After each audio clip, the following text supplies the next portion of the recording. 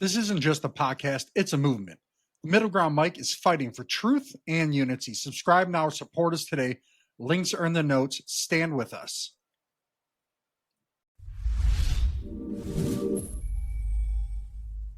Michigan, there's a lot happening right now. Protests in our parks and at the Capitol.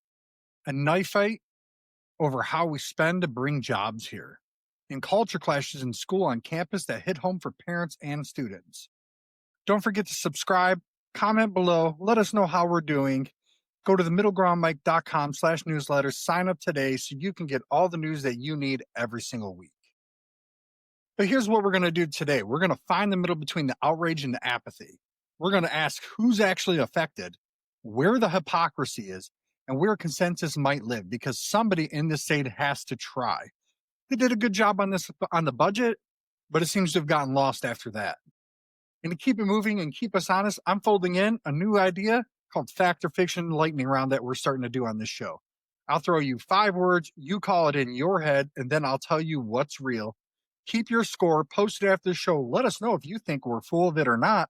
But there's also going to be a link in the show notes that'll take you to the website to get you all the sources where we get our information. No left, no right forward. Let's go.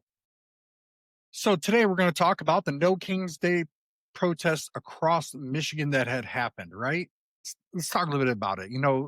They popped up across the state, right? Detroit, Clark Park, we had Ann Arbor, Lansing, a ton of smaller towns too.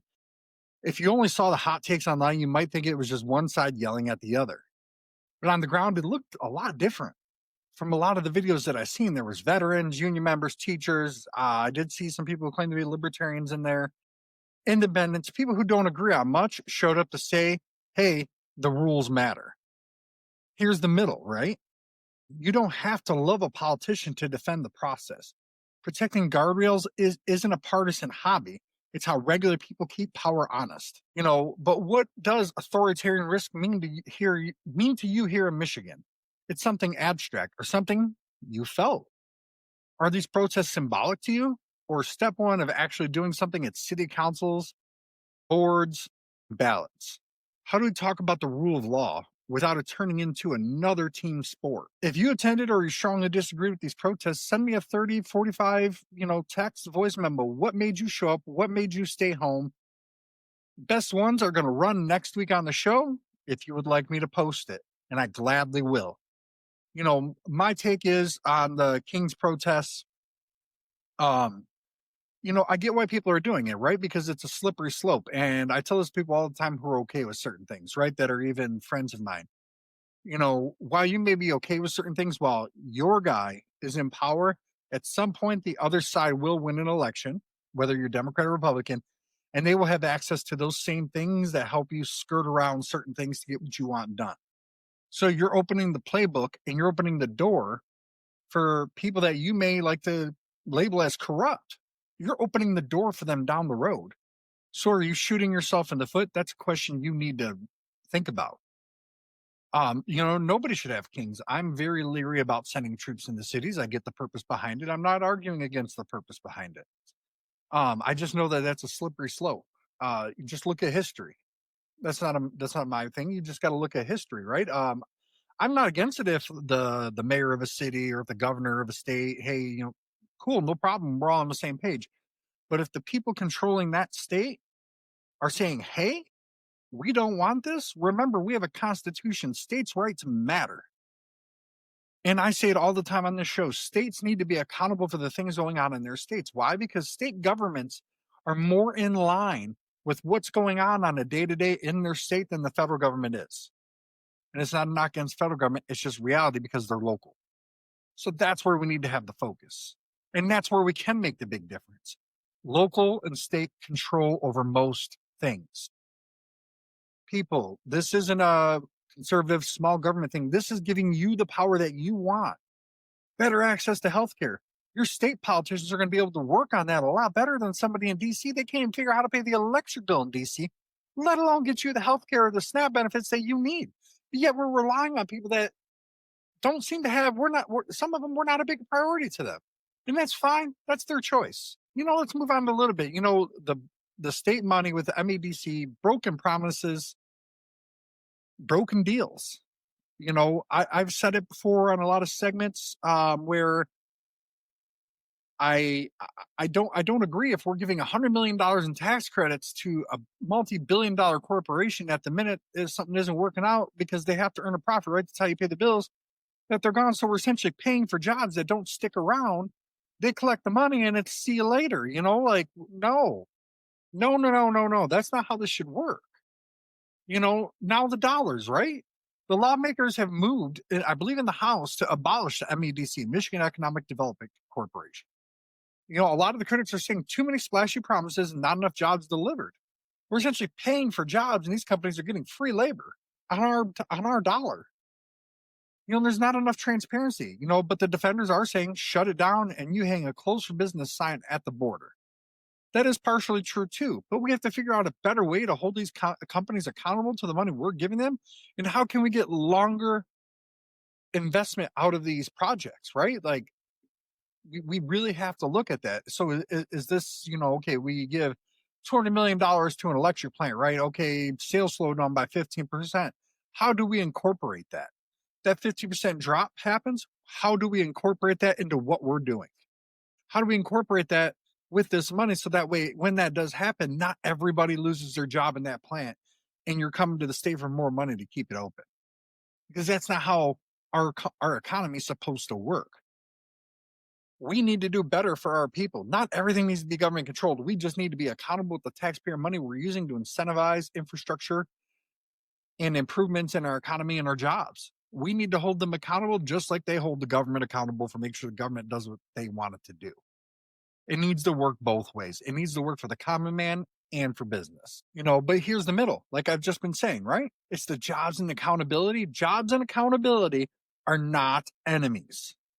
If incentives don't pencil out, fix the rules. If secrecy breeds bad deals, shine the light. They shouldn't be secret anyways. Anything involving taxpayer money, especially $100 million, unless you're building missile defense, should be open and on public TV every single time without question. But if Michigan stops competing, the next battery plant, chip fabrication, or advanced auto line could go somewhere else. So we really need to address this. We need to make sure it works for the workers, but also for the business. It can't just be one-sided. It has to be a collaboration, but there has to be concrete in between the lines. So it needs to be concrete accountability for the companies and for the state government. What would a no-nonsense deal look like to you? I gave you my opinion on how we should start. Jobs guaranteed, clawbacks automatic, local hiring targets. You let me know. But if you run a small business here in Michigan, did the state ever help you or did it hurt you? I want to hear it. Let me know because I need to know what you guys are saying. Small business owners, 1 minute voice note. MEDC or state incentives helped or hurt? I'll feature a pro and a con next episode. Shoot me a message, email, comment, whatever you want to do. Let's talk a little bit about the culture wars and local flashpoints. A Royal Oak High School student walked out over a Turning Point USA chapter. MSU's unisex community bathrooms pivoting to a hybrid model after pushback. I don't know about the state campus, right? Because I'm more of, once people are adults, it's their choice how to live their life. Where I think things like that don't belong is in high school and below. Once you're an adult, you live your life how you want. So if the students there, the people giving money to that school, decide this is what they want, then it is their choice and it's not our spot to stand in their way. Now, but if the state government has rules about that, that could apply too. But remember, adults can make their own choices. Adults make their own choices. It's not our job to make those choices for them. The Royal Oak High School student walking out, pardon me, getting over a cold, but that's their choice. It's their choice to walk out over that. I don't think it's something I would do. That means that to me, somebody needs to sit down with that high school student and talk to them about free choice. And if you don't agree with something, moving on. That's how we produce civility and civil conversation. Whether you love or hate Charlie Kirk, pay attention to what he said. That's what he advocated. I don't think he would have been advocating this high school student walking out. I think we'd encourage them to go on to their class or whatever they got to do. Charlie Kirk never advocated anybody not getting the things that they need. You know, schools are now at center stage. Royal Oak, like I said, the students walked out when the TPUSA chapter launched. East Lansing, MSU tried to do that. But then they added gender specific options after students and parents pushed back. So that's good. They're listening to the people. But also, people, here's my opinion. Pains are like rear ends. We all got one, right? If they want to have certain bathrooms that are just for that, but it's an adult thing and maybe they can find some organization to pay for it, if that's the case and you guys feel that way, but there you go, middle ground. For the university's not paying for it, they get what they need. You don't have to be forced to participate. Fair game to me. And public spaces should lower the temperature though, right? And they should raise the standards. You can support speech and disagree with it and still enforce conduct rules. You can care about inclusion and still admit that comfort and privacy do matter. Those aren't contradictions. That's pluralism. And that happens in almost everything people do, but they view it as a contradiction. That's not what that is. But if you're a parent, what do you want schools to model, right? Debate rules, content boundaries, or both. I know Taylor schools had an issue with this recently, where they were trying to slip certain things in. And then when parents complained about it, they tried to, oh, hey, here's your permission slip. That's being slick. And that's what creates distrust and makes parents think that you're trying to force something on their kids. I don't know if you were, if you weren't. I'm not in the Taylor schools. But that's what gives parents the impression that you're trying to force certain agendas down their kid's throat.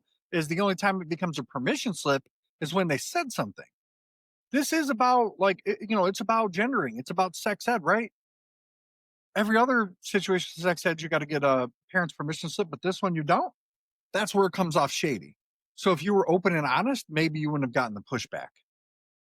But this is call to parents and students. Drop a note. One policy my school should change for this year is make it short and specific. Let me know what you want. Put it in the comments. We need engagement from you to make Finding the Middle Local Edition a huge thing for everybody. This matters for you. This matters for the people in the state of Michigan. And I'm also going to give a quick shout out to a good buddy of mine, Dave Bondi. Check out his stuff. Great. He has tons of investigative reporting. The guy doesn't sleep. He's awesome. He's not paying me to say this. I get his newsletter. It has got great information in it. And Dave, if you listen or see this, keep it up, man. The world needs more people like you. All right. So we're going to go on to Fact or Fiction Lightning Round. Fact or Fiction Lightning Round. Let me take a drink, a cup of coffee first. Michigan leads the nation in protests. Facts. Broad, peaceful turnout across dozens of communities in Michigan. All the protests were anti-Trump only. Fiction. There was a lot of mixed crowds out there. Concerns across ideology. Nurses are still striking in Flint. Fact. Genesis healthcare system nurses remain out over staffing and safety. The nurses' strike ended last week. Fiction. The talks continue, but there's no final deal, and sometimes it seems like it doesn't like they're near it. The MEDC may face shutdown still. Fact. The bill's introduced to abolish it. MEDC creates every Michigan job. Fiction. Private sector drives growth. MEDC targets and selects deals. They choose winners and losers. SNAP-A's pause for weeks. That is a fact. Shutdown delays state triaged week to week.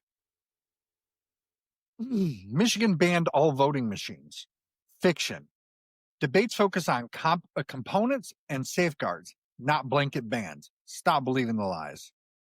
Royal Oak students walked out. Fact. Hundreds participated. Debate over club and climate. The No Kings protests were violent. Fiction. Largely peaceful across Michigan. Nothing major happened, but a lot of these things, sometimes people get a little cranky. Michigan banned ranked choice voting. Fact. The House of Representatives in Michigan advanced it, but the broader fight in the state continues. It has not been signed into law, though. Abortion rights are fully settled. Fiction. Prop 3 stands, but new pushes keep the issue alive. MSU reversed unisex bathrooms fast. Fact. Hybrid signage added after pushback from people. MSU forcing only genderless bathrooms. Fiction. Options now include male, female, and unisex. But at first, it was a fact, but now it is fiction. The cannabis industry is booming, no issues. Fiction. Oversupply, the price drops, and small operators are being squeezed out. Whitmer vowed to veto cuts. Fact, she signaled a veto on dismantling the playbook. Flint hospitals replaced all nurses. Fiction. Temps fill gaps, no mass replacement. Michigan voters are still split statewide. Fact, polling shows a near even partisan balance in the state of Michigan, so we are still a purple state. Michigan's economy is stronger than ever. Fiction, auto slowdowns and inflation still bite everybody in this state. It's a quick reflection on this. What did you score out of the 20? Which one surprised you and why? And don't forget to check out in the show notes that are in the description links to where we get our information from, so that way you can back it up or you can question where we got that information from. Maybe that information's wrong. Maybe I'm wrong. Maybe I'm a jerk. But I won't know unless you tell me. But today you heard 3 threads. Democracy in motion, money and promises are under the microscope in a culture where we actually live. School, dorms, neighborhoods. Michigan is loud right now, and that's not a crisis. That's a chance to get serious about some of these things. If this helped, though, do 3 things. Follow the show and rate it. It helps more Michiganders find this show. Share it with one person who argues in good faith and doesn't attack you when you don't agree with them. Or if it does, try to get them on board. Have them come on the show. We'll gladly debate them. But join the Sunday newsletter / Finding the Mills newsletter. It includes everything. For links, charts, your voice memos could be even featured next week if you want. But next week's tease, what happens when a senator is appointed, not elected? Would Michigan ever go there? There's rumors. We also got a great governor candidate coming on the show really soon. For here in Michigan, he's great, huge influence in the state. Love the guy, love what he did. It's an honor that it's going to be on the show. I'm Joe. This is Finding the Middle. No left, no right, forward. Look forward to seeing you next week.